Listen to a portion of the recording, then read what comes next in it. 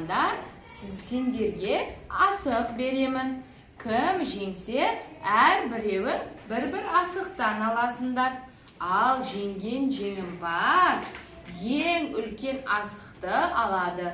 Ал бұл асықты үш асық, бірінші орын, екінші орын және үшінші орынға ғана беріледі.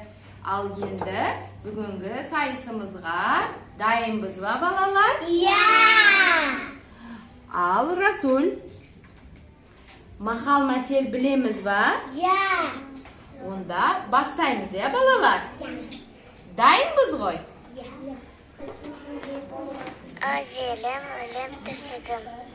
Елінің еті де қадірлі. Дұрыс, жарайсың. Жегімін жердің беншесін. Жырзағы желігі. Жегімін есін жеңгебей. Бір асықтан беремін. Жарайсыңдар. Ал енді тағы бір қайталаймыз. Кім жеңімпаз болады екен? Байқайық. Жырзағы желігі.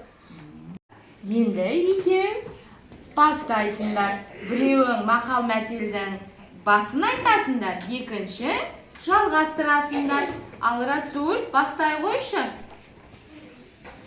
Ел қариясы.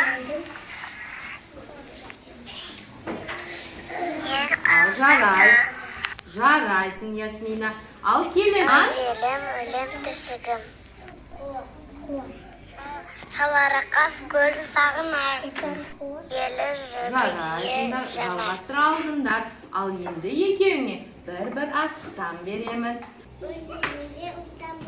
Жарайсыңдар. Ал кісі елінде сұлтан болғанша, өз елінде ұлтан бол дейді, бекәлі? Жарайсыңдар. Ал сендерге де бір асықтан беремін.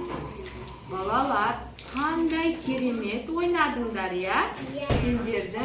Енді мен сендердің екі тобыңа бір үлкен асықтан беремін, ал үшінші асықты екі қызымызға беремін. Бір асықты екеуіңе беремін.